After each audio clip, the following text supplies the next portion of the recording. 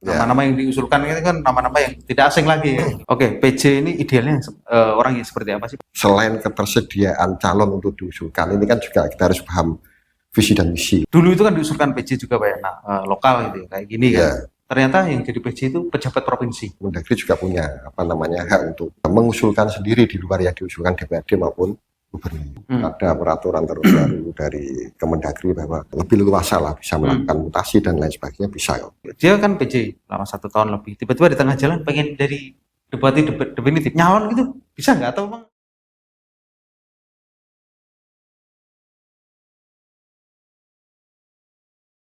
Oke, selamat siang sahabat Radar Bojonegoro, kembali di channelnya Radar Bojonegoro. Tamu kita hari ini adalah Bapak Abdullah Umar. Selamat siang Pak Abdullah Umar. Selamat siang. Waalaikumsalam warahmatullahi wabarakatuh. Waalaikumsalam Abdullah Umar. Oke Pak Umar, ini adalah kedua kalinya Pak Umar ini datang ke studionya Radar Bojonegoro Pak Umar ya? Ya, kalau sebenarnya sudah berkali-kali. Kali ya. Kita masuk ke studionya maksudnya. Ya, kalau yang di sini tahun lalu Pak ya.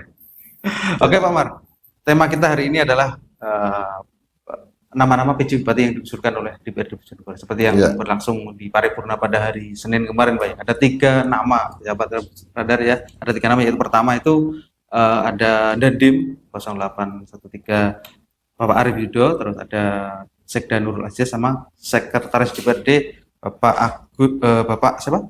Edi Susanto. Pak Edi Susanto. Oke, Pak Umar, bisa diceritakan ini kronologis mungkin munculnya 3 nama itu? Ya.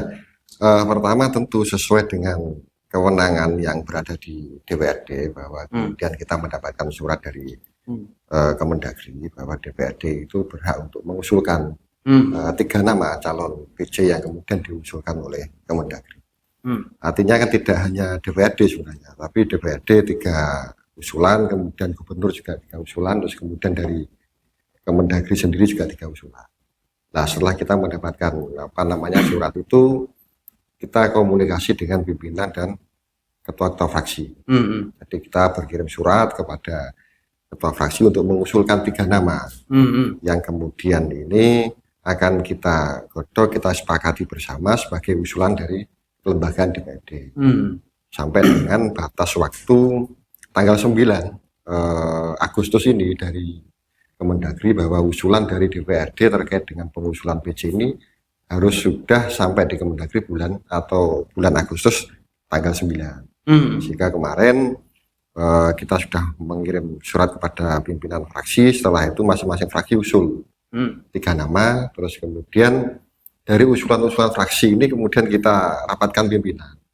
Nah, kemudian muncullah mengerucut 3 nama itu yang kemudian kita usulkan ke Kemendagri. Apa semua fraksi di DPR itu ya 3 nama itu atau memang ada nama-nama yang lain? Ya tentu variatif kan, ada beberapa nama-nama yang lain yang masuk juga ada, tapi mayoritas paling banyak adalah 3 nama ini yang diusulkan oleh mayoritas fraksi. Berarti memang semua fraksi itu ada nama-nama itu gitu? Ada nama-nama itu. Ada nama itu, jadi di mayoritas 3 itu? Ya, mayoritas 3 itu merupakan akumulasi dari jumlah usulan terbanyak di masing-masing fraksi. Bisa diceritakan nggak Pak Umar? Mungkin jenengan juga mungkin tahu fraksi itu metodenya seperti apa? Kok bisa muncul nama itu? Atau emang ini aja lah cocok-cocokan? Atau emang ada masukan, ada apa gitu? Ya tentu pada dasarnya kita mengacu kepada Permendagri nomor 4 tahun 2023, ada beberapa persyaratan-persyaratan yang kemudian ditetapkan. Salah satunya adalah ASN, kemudian juga Excellent 2 dan lain sebagainya. Termasuk di dalam klausul Permendagri itu kan juga Mendagri bisa menerima usulan dari lembaga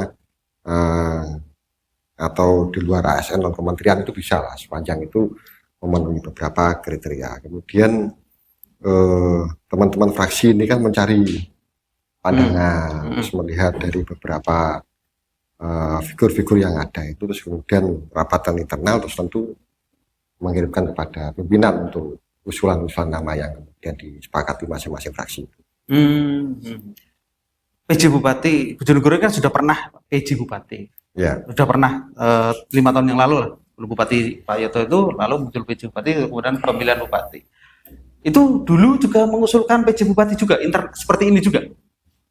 Ya harusnya mekanismenya ya sama. Diusulkan dari DPRD ya gitu. Pasti orang lokal gitu ada ya. usulan-usulan dari DPRD juga yang kemudian dikirim ke Kemendagri. Tetapi kita melihat bahwa posisi idealnya memang sebenarnya DPRD termasuk di dalamnya fraksi-fraksi yang mengusulkan ini kan paham betul kaitan dengan posisi figur-figur yang kemudian diusulkan. Jadi saya pikir yang sudah ditetapkan dan dirumuskan oleh fraksi yang kemudian disepakati di paripurna ini kan juga sudah melalui banyak kajian dan pertimbangan lah tentu oleh fraksi. Kalau kita berharap itu kan justru selain ketersediaan calon untuk diusulkan, ini kan juga kita harus paham visi dan misi kan tentunya dari masing-masing calon. Tapi kita lihat 3 orang ini sudah layak lah untuk memenuhi diusulkan menjadi PJ. Gitu. Dulu itu kan diusulkan PJ juga Pak ya, lokal gitu ya, kayak gini kan. Ternyata yang jadi PJ itu pejabat provinsi, Pemprov. Apa nanti bisa kemungkinan seperti itu juga?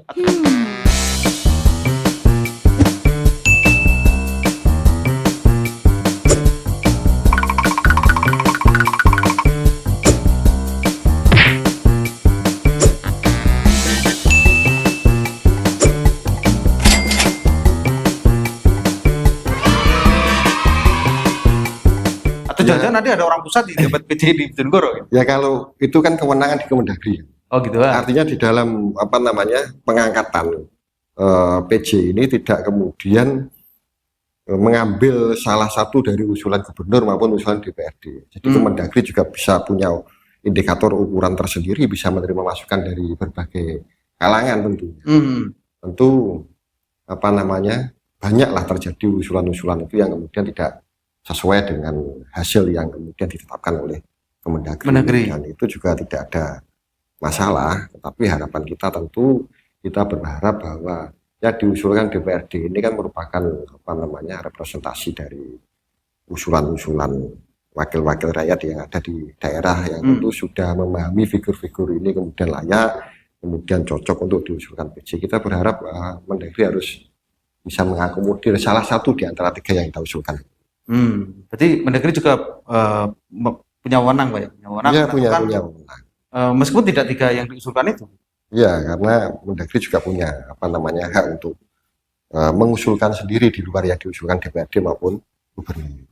Berarti semua artinya mutlak keputusan untuk penunjukan maupun pengangkatan PJ Bupati ini di Kemendagri. Oh gitu. Berarti kita DPRD itu hanya mengusulkan. Oke. Ini baru menarik sebenarnya kan itu. Nama-nama yang diusulkan itu kan nama-nama yang tidak asing lagi ya. Terus mereka ini ketika PJ Bupati ini akan menjabat sampai berapa lama?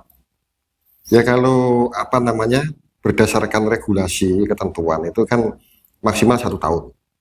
Untuk jabatan PJ Bupati itu maksimal 1 tahun, kemudian bisa diperpanjang lagi sesuai dengan kewenangan dari Kemendagri, misalkan bisa mengangkat PJ yang baru atau kemudian itu menambah atau diperpanjang itu kan juga bisa. Tetapi kalau melihat beberapa tenggang waktu yang ada ini, kalau misalkan diperpanjang setelah 1 tahun bisa mencapai 1 tahun 6 bulan, bisa 1 tahun 7 bulan lah, 1 tahun setengah gitu. 1 tahun setengah.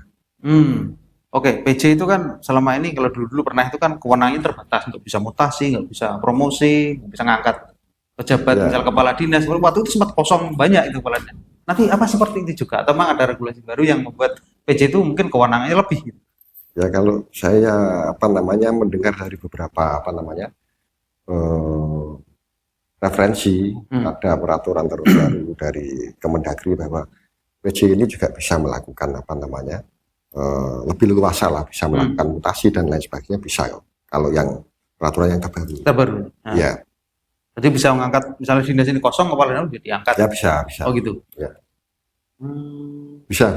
Kalau yang dulu kan nggak bisa, harus izin dulu lama. Ya, gitu. Karena nggak itu. Ya semuanya kan tentu kembaliannya tergantung komunikasinya lah dengan Kemendagri. Tentu Kemendagri yang menunjuk PJ ini kan harusnya lebih komunikatif kan dengan PJ dalam membantu proses penyelenggaraan daerah.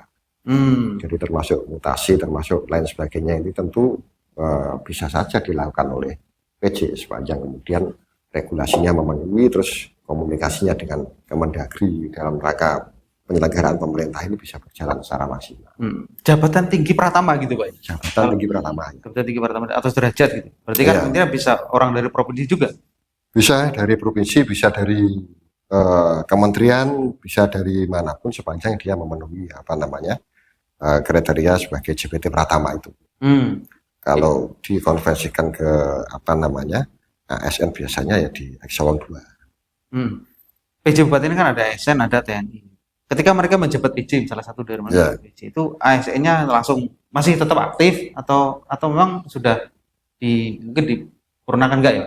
Langsung masih aktif kan? TNI juga masih aktif gitu. Kalau yang ASN maka otomatis ya masih aktif kan. Cuma mungkin kan jabatannya kalau ini sekwan kemudian sekarang PJ, ini nanti pasti transformasikan ke yang lain, kemudian misalkan Bu Sekda kemudian menjadi PJ, ya ini pasti akan ditransformasikan yang sekdanya ke yang lain. Pasti kan tidak mungkin satu menjabat PJ Bupati terus sekaligus menjabat Sekda, ini kan nggak mungkin. Oke. Kemudian kalau yang dari TNI Polri sesuai dengan undang-undang TNI Polri itu kan juga diatur bahwa mereka bisa disesuaikan jabatannya dengan ASN, kemudian bisa ditempatkan di kementerian yang setara dengan ASN, kemudian bisa dinonaktifkan, bisa kemudian ditugaskan. Regulasinya masih sangat memungkinkan untuk itu. Tapi posisi ketika TNI menjabat sebagai PJ maka otomatis ya dia tidak aktif. Udah aktif? Ya, dia akan dinonaktifkan, ditugaskan di pemerintahan atau kemudian pensiun dini atau kemudian nonaktif. Nah, itu kan ada regulasinya. Tapi yang jelas tidak aktif. Nanti ketika PJ-nya selesai kembali lagi aktif lagi bisa? Bisa, tergantung institusi ya. Oh gitu. Tapi bisa kalau ditugaskan sementara setara dengan ASN di kementerian atau di tempat yang lain dan selesai ditugaskan kembali kan ya bisa saja kan. Gini Pak, bisa nggak PJ itu dia kan PJ lama 1 tahun lebih, tiba-tiba di tengah jalan pengen dari Bupati definitif nyalon gitu, bisa nggak? Atau memang harus mundur dulu dari PJ gitu?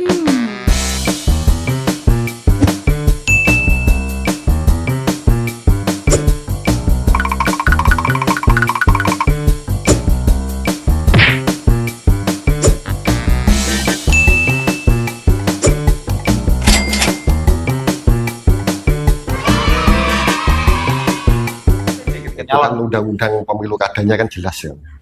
Artinya undang-undang pemilu kada itu kan seluruh orang dalam hal ini ya ASN, TNI, Polri atau siapapun dia pasti harus lepas. Harus lepas. DPR juga termasuk jabatan ya termasuk DPR. Kemudian mencalonkan.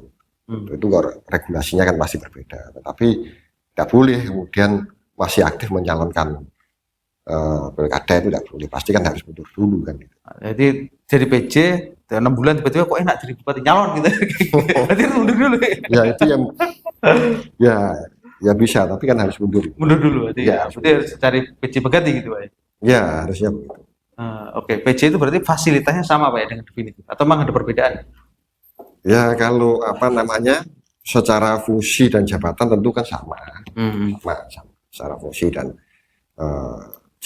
jabatan maupun kewenangan saya pikir juga sama dengan dengan definitif. Sama.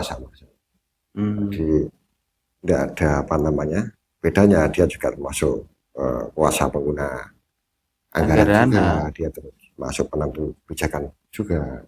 Kalau dulu kan ada batasan nggak boleh mutasi promosi gitu ya? Ya sebenarnya tidak ada batasan untuk tidak diizinkan dan lain sebagainya. Tentu kan tergantung Kemendagri. KPJ pun kemudian melakukan mutasi, melakukan kebijakan yang sifatnya strategis di kepegawaian maupun di pemerintahan, tentu dia harus konsultasi ke Kemendagri atau konsultasi ke institusi yang lain. Sepanjang itu diperkenankan ya bisa saja kan. Tidak kemudian patok bangkrong ini tidak boleh, PJ tidak boleh begini. Itu sama. Nanti kapan itu PJ itu nanti akan dilantik? Kalau masa jabatan bupati wakil bupati ini kan habis tanggal 24 September. Maka otomatis tanggal 25 harus langsung diisi PJ, tidak boleh ada kekosongan. Tanggal 25 September langsung diisi PJ. otomatis ya PJ. Oke. PJ itu kok hanya bupati, Pak? Nggak ada PJ wakil bupati? Nah, itu. Itu kan juga apa namanya, undang-undang tentu. Gitu ya? Yang diatur di sana. Hanya kepala daerah aja yang bisa di PJ gitu? Ya, artinya dalam proses penyelenggaraan pemerintahan itu ketika terjadi proses kekosongan pemerintahan karena masa jabatan habis kan harus diisi PJ. Oke, PJ ini idealnya orangnya seperti apa sih, Pak? Kan PJ-nya 1 tahun. Mengisi kosongan ini idealnya orangnya seperti apa, Pak? Karena ini proses transformasi melanjutkan kepemimpinan ataupun program dari pemerintahan yang lama, tentu satu harus menguasai apa namanya wilayah tugas kan. Artinya PJ ini juga harus memahami karakteristik masyarakatnya, kemudian apa namanya mengetahui atau sudah memonitor kaitan dengan posisi program pembangunannya selama ini berjalan. Kemudian geografis ini menjadi penting sebenarnya agar kemudian ketika PJ ini ditunjuk oleh Kemendagri ini sudah bisa langsung melakukan penyesuaian, sudah bisa langsung action untuk kemudian apa namanya melakukan upaya-upaya pembangunan maupun kesejahteraan pada masyarakat. Jadi tidak perlu adaptasi lagi lah. Kebetulan 3 figur yang kita usulkan dari DPRD ini kan rata-rata satu semua juga asli Bojonegoro yang tentu bisa memahami karakteristik itu. Kemudian yang kedua mereka tugasnya kan juga di Bojonegoro semuanya. Oh iya. Jadi proses adaptasinya dan proses transformasi kepemimpinannya tentu kan cepat langsung bisa on fair langsung kan, tidak kemudian nunggu harus tidak belajar lagi mengetahui lagi gitu ya. Itu yang sebenarnya kita harapkan. Yang kedua tentu memiliki kemampuan, memiliki apa namanya integritas dan memiliki rekam jejak yang bagus. Dan kita melihat 3 sosok ini memang figur yang memiliki integritas, kemudian memahami betul karakter maupun geografis dari Bojonegoro. Dan yang ketiga tentu kita yakin mereka sudah apa namanya bisa memimpin di Bojonegoro ini sesuai dengan tugas yang sudah mereka lakukan selama ini di masing-masing OPD maupun masing-masing institusi. Oke.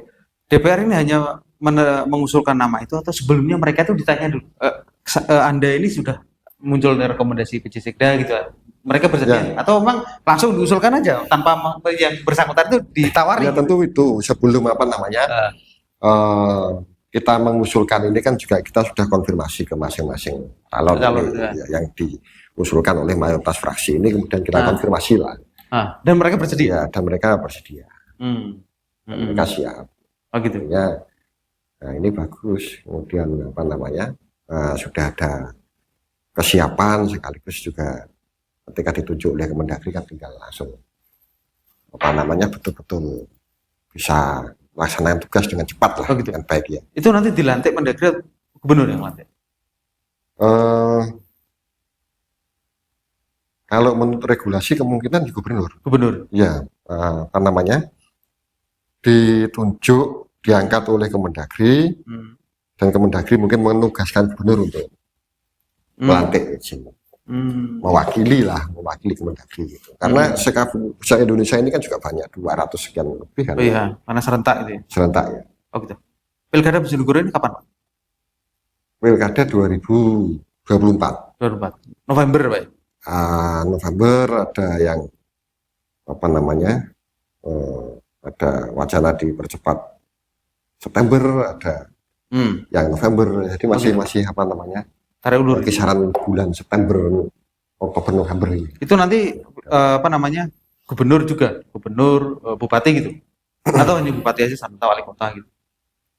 Ya kalau biasanya kan berbarengan antara gubernur, bupati dan gubernur. Itu bareng Pak ya? Ya yang beda itu kan Pilpres, kemudian pileg, terus kemudian DPD ini yang bersama-sama. Kalau bupati biasanya serentak dengan gubernur. Uniknya Bojonegoro ini sebelum ada bupati ini ada PJ bupati dulu, cara calon PJ bupati gitu. Ya. Oke, bicara masalah bupati yang definitif 2024 ini idealnya seperti apa, Pak? Nanti emang harus yang bagaimana lagi, Pak? Visi-visinya seperti apa? Ya, kan Bojonegoro kan maju kan? Namanya melihat progres pembangunan program yang selama ini sudah berjalan kan cukup sangat luar biasa kan. Kita tidak memungkiri bahwa lebih dari apa namanya 800 km jalan poros kabupaten, kemudian 500 km lebih jalan poros desa, kemudian penerangan jalan, kemudian pembangunan jembatan antar provinsi dan antar kabupaten. Ini kan luar biasa. Artinya Bojonegoro sekarang kan sudah tidak terkungkung lagi kan.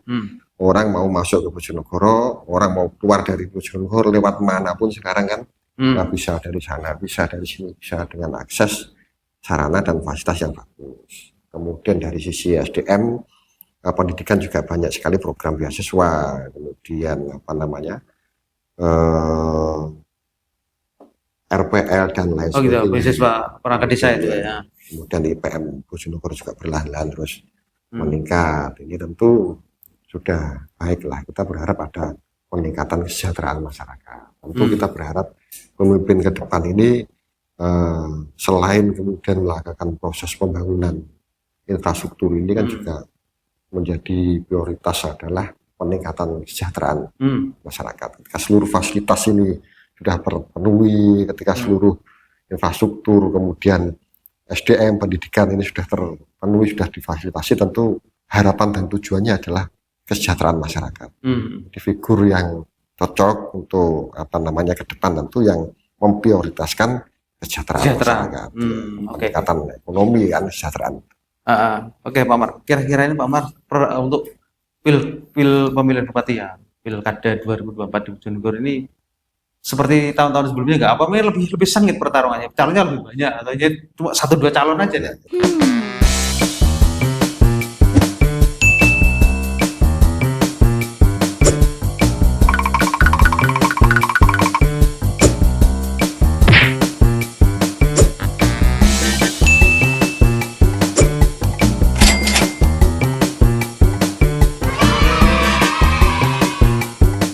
Kan masih jauh lah.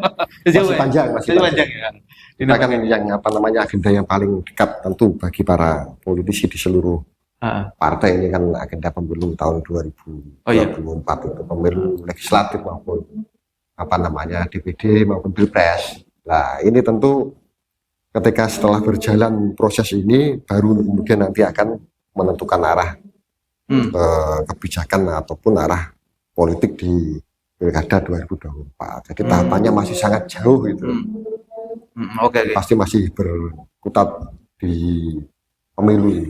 Karena hasil ini kan tentu akan beririsan dengan Pilkada tahun 2024. Nanti intinya teman-teman DPR masih fokus untuk pilkada, pilek ya? Ya, bukan hanya teman-teman DPR tentunya, tapi seluruh Pilpres juga ya? RRI, seluruh politisi lah di seluruh partai pasti akan konsentrasi di legislatif di Pilpres ini di 2024 baru kemudian pilkada masih jauh. Oke, terakhir Pak Amar, harapannya kepada calon PJ Bupati nanti yang sudah mungkin jadinya apa harapan? Ya, kita berharap bahwa program yang sudah berjalan ini bisa betul-betul dilanjutkan, dilaksanakan dengan baik. Kita berharap PJ yang akan datang ini bisa langsung kemudian fokus terhadap program-program yang sudah disepakati antara legislatif dengan eksekutif. Jadi tidak perlu melakukan proses adaptasi kembali, jadi langsung gas lah. Langsung gas gitu. Langsung gas melanjutkan apa yang melanjutkan. Dan yang kedua tentu ini tahun-tahun politik. Kita berharap bahwa PJ Bupati itu nanti betul-betul mendudukkan porsinya, mendudukkan dirinya sebagai stabilitas politik maupun keamanan tentunya. Kita berharap bahwa PJ nanti itu betul-betul netral di bidang politik, betul-betul kemudian fokus terhadap program-program yang sudah ditanyakan oleh pemerintah kabupaten. Oke, Pak Amar, terima kasih banyak. Terima kasih. Semoga nanti PJ Bupati yang terpilih bisa membawa perbaikan, bisa membawa kemajuan kepada Bojonegoro. Amin. Ya. Oke, sahabat radar Bojonegoro, demikian perbincangan saya dengan Pak Abdullah Umar, Ketua DPRD Bojonegoro. Assalamualaikum warahmatullahi wabarakatuh.